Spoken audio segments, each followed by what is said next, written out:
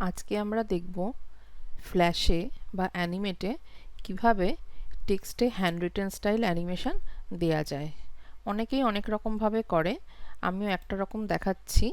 এবার যে যেরকম পছন্দ করে সেরকম করবে। আজকে আমরা একটা স্টাইল দেখছি।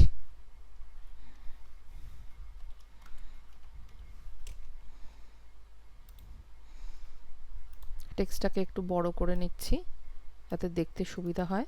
96 এর বেশি তো নেওয়া যায় না, আপনি সেখানে ম্যানুয়ালি এটাকে বড় করে নিতে পারেন। আজকে আমাদের কাজের সুবিধার জন্য এটাকে আরেকটু বড় করে নিই।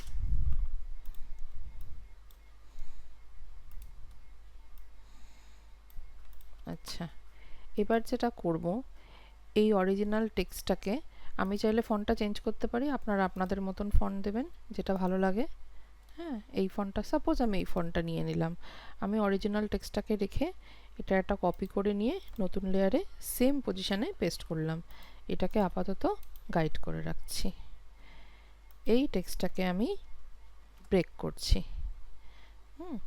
একবার ব্রেক করলাম কন্ট্রোল বি দিয়ে, এর পরের বার আরেকবার কন্ট্রোল বি মারলে এটা সম্পূর্ণ ব্রেক হয়ে গেল। আচ্ছা, এখানে প্রথমে যেটা করব যে এর মধ্যে আমি আউটলাইন দিয়ে দেবো। তার জন্য এস মারলে স্ট্রোক সিলেক্ট হয়ে গেল। এবার এখান থেকে আমি ডার্ক একটা আউটলাইন সিলেক্ট করে আউটলাইনগুলো বসিয়ে দিলাম। এবার মাঝের এটা পুরোটা সিলেক্ট করে মাঝের যে সলিড কালারটা আছে পুরোটাকে আমি অফ করে দিচ্ছি। ঠিক আছে? আচ্ছা, এবার একটা জিনিস দেখতে হবে, আমরা কিভাবে লিখি। আমরা যদি লিখতাম তাহলে এইভাবে জিটা লিখতাম, এটা এইভাবে লিখে তারপরে এরকম করে আসতাম, এনটা আগে দাগ টেনে তারপরে এভাবে লিখতাম। তাহলে ঠিক যে অর্ডারে আমরা লিখব সেই অর্ডারে এগুলোকে বন্ধ করব যাতে কালার ফিল করলে পুরোটা ব্লেড না করে যায়। তাহলে জিটা মোটামুটি ঠিক আছে। এর ক্ষেত্রে লেখাটা যেহেতু এখান থেকে শুরু করব, তাহলে এই জায়গাটা আমাকে বন্ধ করতে হবে। এবার আমি একটু জুম করে নিচ্ছি।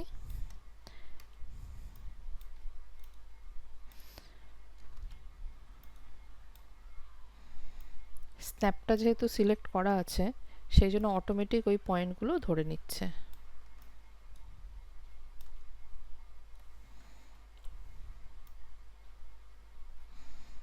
যেভাবে দেখলে সুবিধা হয়, স্মুথ লাগে, সেই রকমভাবে লাইনটা করে নেবেন, যেন মনে হয় একটা ব্রাশ দিয়ে লেখা হচ্ছে বা একটা পেন দিয়ে লেখা হচ্ছে যার এজটা স্মুথ আছে সেই রকম।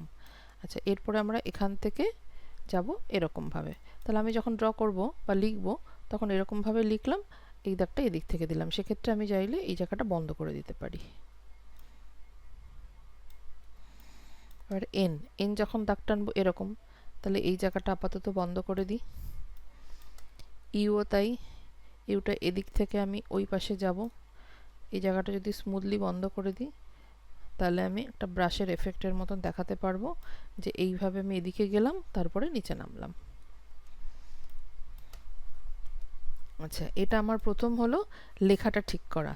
এবার যেটা আমি করব সেটা হচ্ছে আমি এমনভাবে করব যে লেখার পরে যদি আমার মনে হয় যে স্পিডটা ঠিক লাগছে না, আমি ওটাকে কম বেশি করতে চাই সেটা। হ্যাঁ, তো এখানে আমি একরকম একটা পদ্ধতি দেখাচ্ছি। আমি একটা ডিফারেন্ট কালার নিচ্ছি যাতে পরে আমি একসাথে সেই ডিফারেন্ট কালারের স্ট্রোকটাকে ধরে ডিলিট করতে পারি। কি করব, এখানে আমি এরকম ছোট ছোট ছোট ছোট করে ব্লক করে দেবো। এইটা কেন করছি সেটা আমি বলবো একটু পরে। আচ্ছা, এক্ষেত্রে আমি এই যে মার্কটা করলাম, এটা আমার সুবিধাটা কি হলো যে আমি বুঝতে পারলাম যে কটা ফ্রেমে আমার জি লেখাটা কমপ্লিট হবে। 1 2 3 4 5 6 7, 7টা ফ্রেমে জি লেখা কমপ্লিট হবে। এই 7-এর জায়গায় আমি এটাকে 14ও করতে পারি যদি মাঝে একটা করে F5 মেরে রাখি। এইবার আমি যদি জানি যে আমার কাছে কতটুকু সময় আছে এই পুরো লেখাটা লেখার জন্য বা আমি কতটা স্পিডে এটা করতে চাই সেটা যদি আমি ক্যালকুলেট করতে পারি, তাহলে এখনই আমি কি করব, আমি যদি মনে করি যে না আর একটু আমি স্লো লিখবো, তাহলে আমি কি করতে পারি, আমি একসঙ্গে পুরো এগুলো সিলেক্ট করে রিমুভ করে দিতে পারি। আমি এগুলো টাচ করিয়ে দিলাম, তাহলে আমি একবারে ডবল ক্লিক করলাম, ডিলিট করে দিলাম। হ্যাঁ, আচ্ছা, আমি যদি মনে করে আর একটু স্লো লিখবো তাহলে এই গ্যাপগুলোকে আমি একটু কমিয়ে দেবো।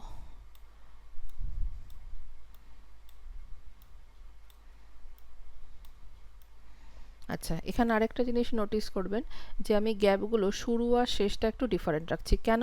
আমরা যখন কোনো কিছু শুরু করি, নর্মাল কাজের জন্য, একটা গাড়ি স্টার্ট হচ্ছে বা যে কোনো একটা কিছু স্পিড জেনারেট করছে তার জন্য, যে প্রথমে কিন্তু স্পিডটা 0 থেকে স্টার্ট হয়, মানে স্লো থেকে স্পিডটা আস্তে আস্তে বাড়ে, যখন থামে আস্তে আস্তে করে স্পিডটা কমে। সেটা আমাদের লেখা বলুন, আমাদের হাঁটা, দৌড়ানো, গাড়ি চালানো, যে কোনো একটা চাকাকে ঘোরানো, সব কিছুর জন্যই। তো সেক্ষেত্রে আমার যেহেতু স্লো শুরু করব, আমি প্রথমের গ্যাপটা কম নিলাম, তারপরটা একটু বাড়লাম, তারপরটা একটু বাড়লাম, এইভাবে গ্র্যাজুয়ালি যেতে যেতে আবার স্লোলি থামবে।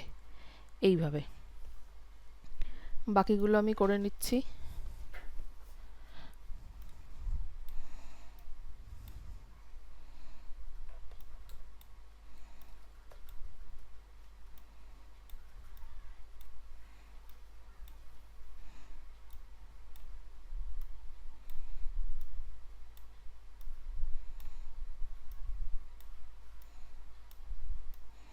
কারো যদি সুবিধা হয় স্ন্যাপটাকে বন্ধ করেও করতে পারেন, তাহলে এই টাচ করার ব্যাপারটা যেমন হবে না, কিন্তু ম্যানুয়ালি অ্যাডজাস্ট করাটা পসিবল হবে। আমি এখন তাড়াতাড়ি কাজের জন্য এটাকে অনই রেখেছি।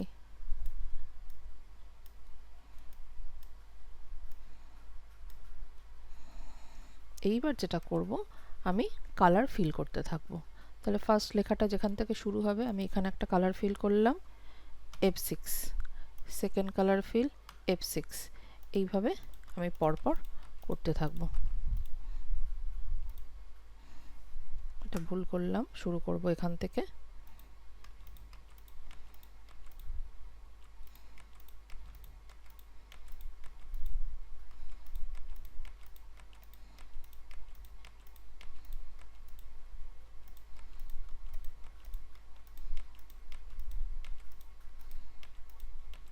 হয়ে গেল। এবার অ্যানিমেশনটা আমি দেখতে পাচ্ছি কি স্পিডে হচ্ছে। আমি যদি মনে করি অ্যানিমেশনটা খুব ফাস্ট হচ্ছে, আমি এখানে একটা রেখে F5, নেক্সট ফ্রেমে চলে গেলাম, আবার F5, এই জিনিসটা করতে পারি। একটা করে নেক্সট ফ্রেম, একটা করে F5, এরমভাবে। ব্যাস, এটা হয়ে গেল। এবার মনে হবে লেখা তো হলো, কিন্তু এতগুলো আউটলাইন, কাটা কাটা এত কিছু দেখা যাচ্ছে। আমি এবার এইটাকে ইউজ করব, গাইডটাকে অফ করে দিলাম, এইটাকে দিয়ে মাস্ক করে দিলাম এই লেয়ারটা দিয়ে।